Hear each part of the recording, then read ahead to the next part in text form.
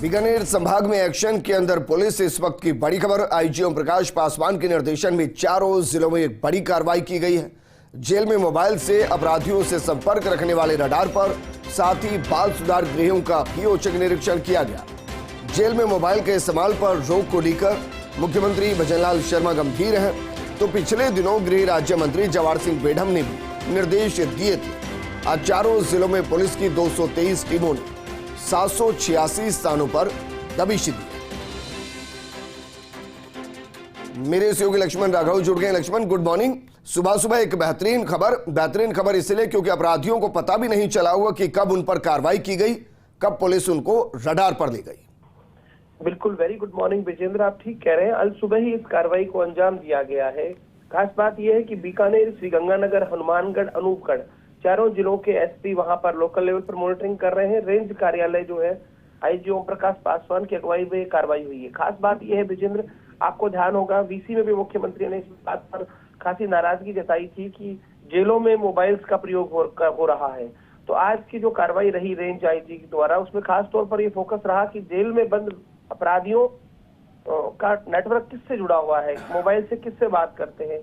तो अभी तक जो, हालांकि अभी कार्रवाई जारी है, जो आंकड़ा आया है उसके हिसाब से बीकानेर के 682 और गंगानगर के 178, हनुमानगढ़ के 422 और अनूपगढ़ के 118 लोगों से इस मामले में पूछताछ की गई है कि कहीं ना कहीं वो जेल में मोबाइल के जरिए संपर्क में रहे, अपराधियों के संपर्क में थे। तो एक अच्छी कोशिश है मुझे लगता है विजेंद्र। और एक आपने याद होगा आपको, जितने भी राजू ठेठ हत्याकांड से लेकर कि नाबालिगों का प्रयोग किया गया था, तो बाल सुधार गृहों का भी बीकानेर रेंज में औचक निरीक्षण किया गया है कि वहां सब कुछ ठीक है क्या, मोबाइल जैसे या कोई अन्य अवांछित सामग्री तो वहां पर नहीं है।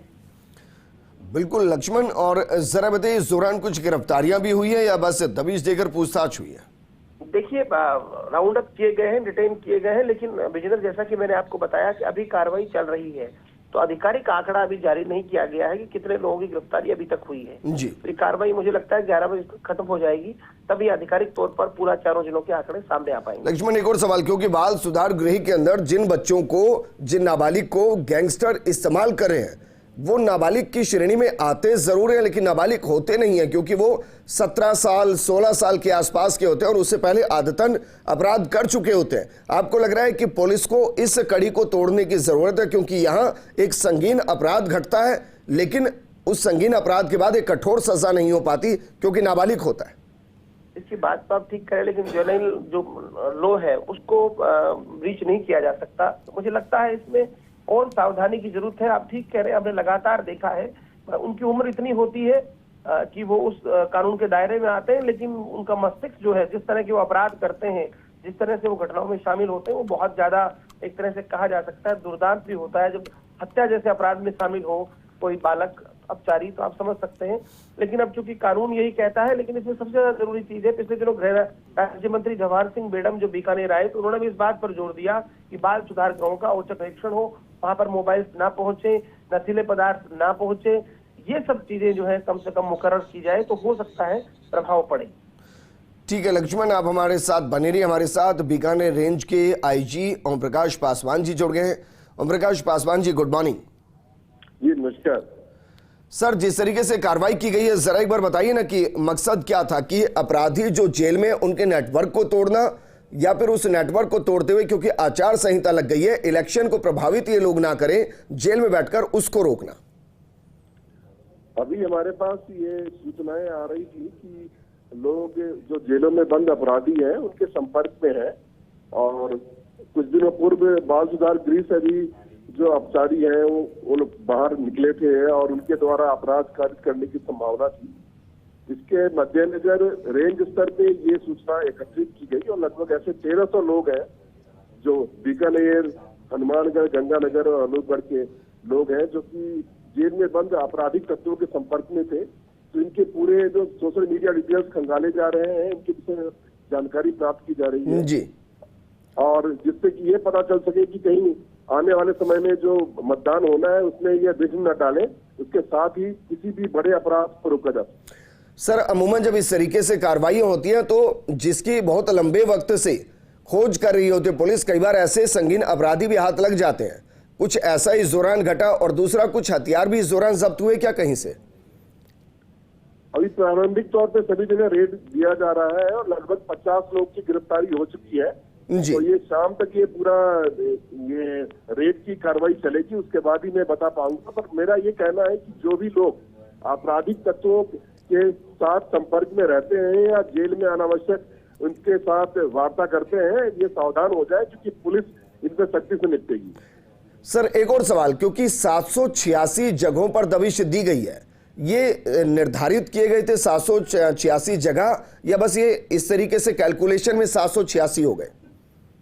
नहीं, हमारी टोटल 223 टीमें हैं, 1014 लोग हैं और 786 जगह पर इन्होंने अभी रेड दी है। ये जगह एक दो ऊपर नीचे भी हो सकते हैं, परंतु ये हमने जब हम कोई भी रेड देने के लिए जाते हैं तो सुबह इकट्ठे होते हैं और उसके बाद ये मामूल करते हैं, इसलिए ये अंक आया है। ओम प्रकाश जी हमारे साथ हमारे सहयोगी लक्ष्मण राघव भी जुड़े हुए हैं जो लगातार वहां से कवरेज करते हैं। लक्ष्मण जी कोई सवाल करना चाह रहे हैं? अब हमारे साथ आईजी साहब खुद जुड़े हुए हैं। देखिए सवाल वही है विजेंद्र, जो आपने भी दोहराया था, पूछा था मुझसे कि बाल सुधार गृह जो है ये ऐसा लग गया है कि ऐसा स्थान बन गया है जहां से अपराध कारित होने लगे हैं, जबकि कानून वहां पर वो उतना प्रभावी काम नहीं करने देता। तो इसको लेकर आप क्या सावधानियां बरत रहे हैं? खासतौर पर आपको याद होगा आईजी साहब कि गृह राज्य मंत्री ने भी इसको उल्लेखित किया था। अभी कुछ दिनों पूर्व गृह राज्य मंत्री आए थे और उन्होंने इसका उल्लेख किया था कि बाल सुधार गृह पे विशेष नजर रखी जाए। और अभी जयपुर में भी कुछ अपचारी वहां से भागे थे। आपको ध्यान है कि बीकानेर से एक भागे हुए अपचारी ने एक घटनाक्रम भी किया था 1 साल पूर्व। इसलिए हम बीकानेर के चारों जिलों में जो बाल सुधार गृह है उनकी हमने वहां पे औचक निरीक्षण कराया है। जो भी उसमें कमियां पाई जाएगी, इंफ्रास्ट्रक्चर की कमी हो या सुरक्षा संबंधी कमी हो, एसपी खुद देखेंगे और उसमें फिर मशविरा करके इसमें सुधार लाया जाएगा। सर अंतिम सवाल मेरा, क्योंकि बाल सुधार गृह में बच्चों को इसलिए भेजा जाता है ताकि आपराधिक प्रवृत्ति वो छोड़ दें और वो मुख्य धारा का हिस्सा बने, उसके लिए कोई हम प्रोग्राम डिजाइन कर रहे हैं? क्योंकि अमूमन हम देखते हैं वहां से निकलकर भी वो अपराध करते हैं और वहां रहते हुए भी, वहां से भागकर भी वो अपराध देते हैं। मतलब अंदर कुछ तो उनको सुधारने में कमी आपको नजर आई होगी। आपको ध्यान होगा ये बीकानेर रेंज में हमने एक नवाचार किया था, ऑपरेशन सवेरा, जिसके तहत जो बाल सुधार गृह में जो हमारे अपचारी बच्चे हैं जो किसी न किसी ढंग से गाहे बेगाहे अपराध के चंगुल में आ जाते हैं, उनके सुधार के लिए उनकी काउंसलिंग की व्यवस्था करना, उनकी पढ़ाई लिखाई की व्यवस्था करना और आने वाले समय में ऐसे साइकियाट्रिस्ट से भी उनकी वार्ता कराना जिससे कि वो आपराधिक तत्वों के हाथ न लगे। इस पे काम हो रहा है और हमने कम से कम 10 ऐसे बच्चों को मुख्य धारा में लाने में कोशिश की है जो कि अब तत्काल स्थिति में अभी अपराध नहीं कर रहे। जी ओम प्रकाश जी, हम मानकर चलें कि जिस तरीके से इतनी व्यापक कार्रवाई हुई है, कम से कम 6 महीने के लिए जेल और जेल के बाहर का जो नेटवर्क कनेक्ट है उसको हम तोड़ने में, ब्रेक करने में कामयाब रहे। डेफिनेटली ये राज्य सरकार की भी मंशा है। माननीय मुख्यमंत्री जी महोदय ने भी यही कहा था और हम यही कर रहे हैं और किसी भी हालत में जेल से होने वाले अपराधों पे सख्ती बरतेंगे और कोई भी ऐसा आपराधिकृत नहीं होने देंगे। ओम प्रकाश पासवान जी शुक्रिया हमारे साथ बातचीत करने के लिए। सर हर सवाल का जवाब देने के लिए। लक्ष्मण राघव आपका भी शुक्रिया हमारे साथ जुड़ने के